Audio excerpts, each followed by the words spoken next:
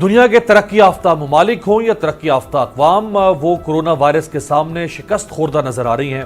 مخیر حضرات، صاحب ثروت لوگوں کی مدد کی ضرورت ہے، اور صاحب ثروت لوگ پوری دنیا میں سامنے آ رہے ہیں اور وہ اپنی حکومتوں کا ساتھ دے رہے ہیں، جیسے کہ بھارت کے سب سے امیر شخص مکیش امبانی، جن کے اثاثوں کی مالیت $40 ارب سے زائد ہے۔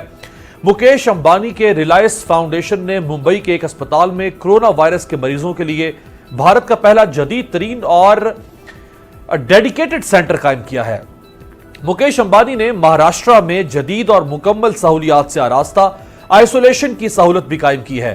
یہ فاؤنڈیشن مختلف شہروں میں کورونا متاثرین کو مفت کھانا اور مریضوں کی منتقلی کے لیے مفت تیل بھی فراہم کر رہی ہے۔ ریلائنس فاؤنڈیشن اسپتال کو قرنطینہ کے طور پر استعمال میں لانے کی پیشکش کی گئی ہے۔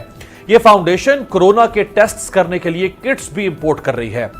مکیش امبانی کی mobile network company Jio نے اپنے صارفین کے لیے انٹرنیٹ ڈیٹا کے میعاد کو دگنا کر دیا ہے۔ نئے صارفین کے لیے سروس چارجز کو ختم کر دیا گیا ہے۔ مکیش امبانی نے روزانہ 1 لاکھ ماسک تیار کرنے، ڈاکٹرز اور ہیلتھ ورکرز کے لیے حفاظتی لباس تیار کرنے پر بھی کام شروع کر دیا ہے۔ آنند مہندرا ایک اور ارب پتی بھارتی کاروباری شخصیت ہیں، جنہیں بھارت کا ٹریکٹر ٹائکون بھی کہا جاتا ہے۔ انہوں نے اپنی کمپنی کے مہندرا ہالیڈے ریزورٹس کو کورونا کے مریضوں کے علاج کے لیے پیش کر دیا ہے۔ انہوں نے ایک فنڈ قائم کیا ہے جو چھوٹے کاروباری افراد کے کاروبار کو سہارا دے گا۔ آنند مہندرا نے آئندہ کئی مہینوں تک اپنی 100% تنخواہ اس فنڈ میں جمع کروانے کا اعلان کیا ہے۔ انہوں نے حکومت کو پیشکش کی ہے کہ ان کی ٹیم حکومت اور فوج کے ساتھ مل کر عارضی قرنطینہ سینٹرز بنانے کے لیے کام کرنے پر تیار ہے۔ اس کے علاوہ انہوں نے اپنے کارخانوں میں وینٹیلیٹرز تیار کرنے پر بھی کام شروع کر دیا ہے۔ امریکی فٹ بال سٹار رسل ولسن اور ان کی اہلیہ امریکی گلوکارہ سیارا نے فوڈ لائف لائن کے لیے 10 لاکھ کھانے کے ڈبوں کی فراہمی کا اعلان کیا ہے۔ انیل اگروال ایک اور ارب پتی بھارتی کاروباری شخصیت ہیں۔ انہوں نے $13 ملین کا امدادی فنڈ قائم کر دیا ہے۔ انہوں نے سینیٹائزرز بنانے والی کمپنیوں کو 5 لاکھ لیٹر ENA یعنی ایکسٹرا نیوٹرل الکوہل مفت فراہم کرنے کا اعلان کیا ہے۔ ان کی کمپنی 1.5 لاکھ ماسک مفت فراہم کرے گی۔ امریکی گلوکارہ اور اداکارہ ریانا نے $50 لاکھ کی امداد کا اعلان کیا ہے۔ وجے شیکھر شرما بھارت کی کمپنی پے ٹی ایم کے بانی ہیں۔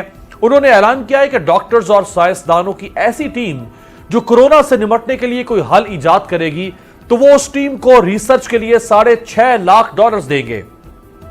انہوں نے ضرورت مند افراد میں 10 لاکھ صابن اور ہینڈ واش لیکوڈ مفت فراہم کرنے کا اعلان کیا ہے۔ چینی ارب پتی اور ایک کامرس کمپنی علی بابا کے بانی جیک ما نے دنیا بھر کے لیے 38 لاکھ سے زائد ماسکس، 6,10,000 سے زائد ٹیسٹ کٹس، سینکڑوں وینٹیلیٹرز، 36,000 سے زائد حفاظتی لباس اور دیگر ضروری آلات کی فراہمی کا اعلان کر دیا ہے۔ دنیا کے معروف فٹ بالرز لیونل میسی اور کرسٹیانو رونالڈو نے 10 لاکھ یوروز کی امداد کا اعلان کیا ہے۔ ٹینس کی دنیا کے سپر سٹار راجر فیڈرر اور ان کی اہلیہ نے $10 لاکھ سے زائد رقم متاثرین کی مدد کے لیے دینے کا اعلان کیا ہے۔ گوگل کمپنی نے $800 ملین کورونا وائرس سے نمٹنے کے لیے فراہم کرنے کا اعلان کیا ہے۔ بل گیٹس فاؤنڈیشن نے $100 ملین کی امداد کا اعلان کیا ہے۔ فیس بک کے بانی مارک زکربرگ اور ان کی اہلیہ نے $25 ملین اور فیس بک اور نیٹ فلکس نے بھی چھوٹے کاروباروں کو سہارا دینے کے لیے $100 ملین مختص کرنے کا اعلان کیا ہے۔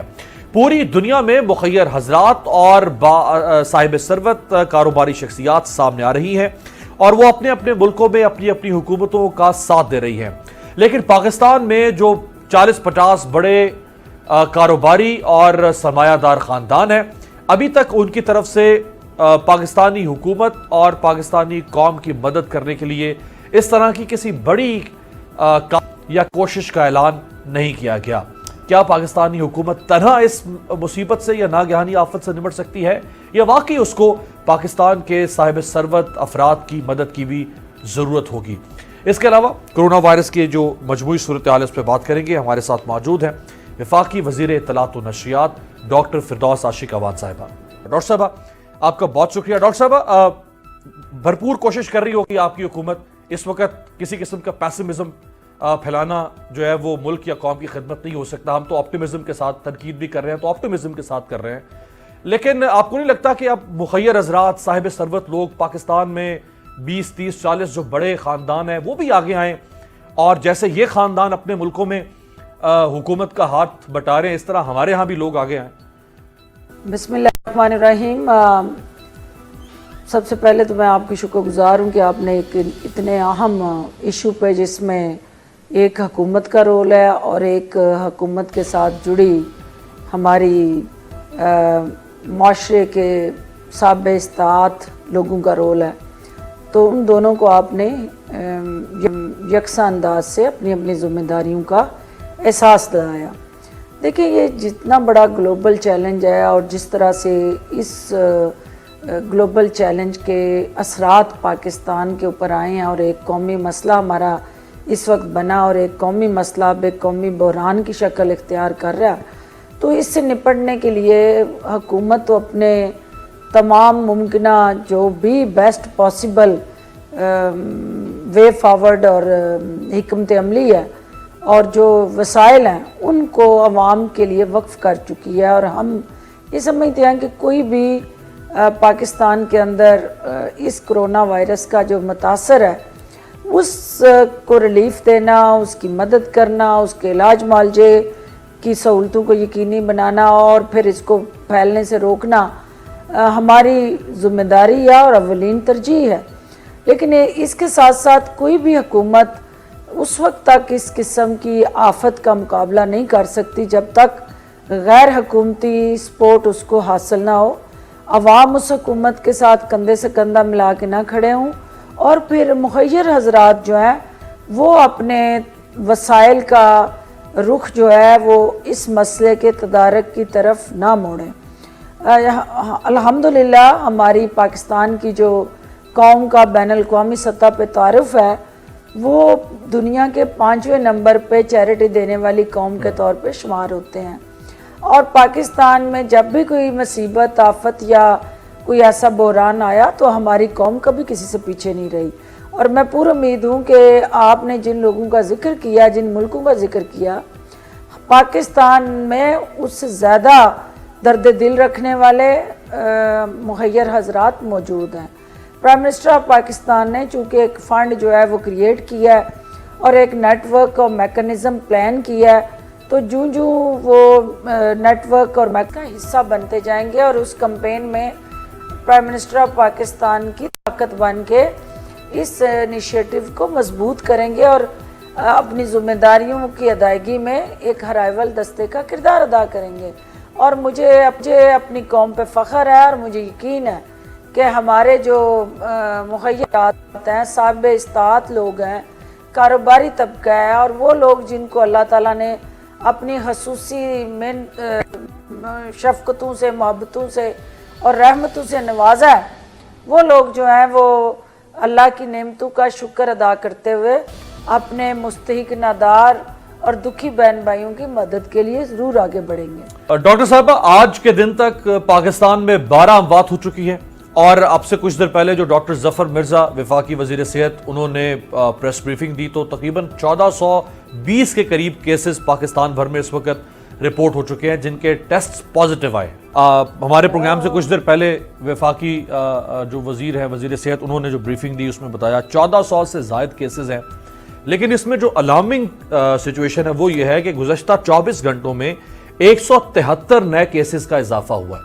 اس سے پہلے جو گراف ہم دیکھ رہے ہیں گزشتہ 10 دنوں میں, تو روزانہ 100 کے قریب یا کم و بیش 100 سے 2-4 کم یا 2-4 زیادہ کیسز کا اضافہ ہو رہا ہے روزانہ کی بنیاد پہ, لیکن 24 گھنٹوں میں 173 کیسز کا اضافہ ہوا ہے.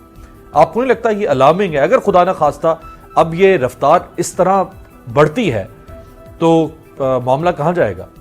دیکھیں, یہ آپ کی 22 کروڑ کی آبادی ہے, اور 22 کروڑ کی آبادی میں آپ دیکھ رہے ہیں کہ 1 ورسز 9 کا جو ریشو ہے, جو ایپیڈیمیولوجسٹ ہیں وہ جو ریشو انڈیکیٹ کرتے ہیں یا جو اپنی اسٹیٹسٹکس اور انالیسز شیئر کرتے ہیں, وہ زیر بحث ہیں. اس میں مختلف طرح کی اپنی رائے اور اپنا ورژن ان کا جو ہے وہ سامنے آتا ہے, لیکن جو کنسنسس ہے جس پہ سب کا وہ یہ ہے کہ ہمیں اس وبا سے بچنے کے لیے نہ تو خوفزدہ ہونا ہے نہ گھبرانا ہے، لیکن اپنی تمام حفاظتی تدابیر کو یقینی بنانا ہے، اور احتیاط اور پرہیز ہی اس وبا سے نپٹنے کا اس وقت سب سے بہتر اور مؤثر ہتھیار ہے۔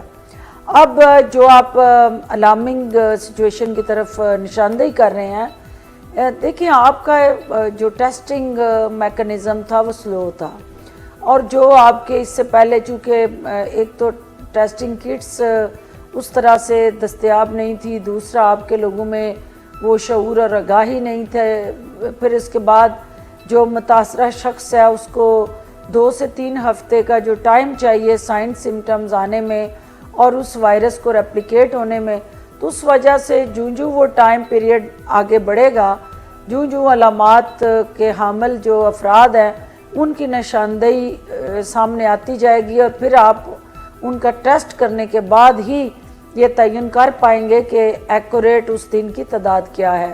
کورونا وائرس سے نمٹنے کے لیے، بلکہ اس کے لیے ویکسینیشن جو ہے اس کی تیاری، اس کے علاوہ اس کے لیے ادویات کی تیاری، اس کی تشخیص کو مزید کیسے بہتر بنایا جا سکتا ہے، پوری دنیا کے سائنٹسٹ اس وقت امریکہ سے لے کے چین تک اور یورپ تک وہ سر جوڑ کر بیٹھے ہیں کہ اس ناگہانی آفت سے کیسے نمٹا جائے، انسانیت کو، بنی نوع انسان کو اس ناگہانی آفت سے کیسے بچایا جائے۔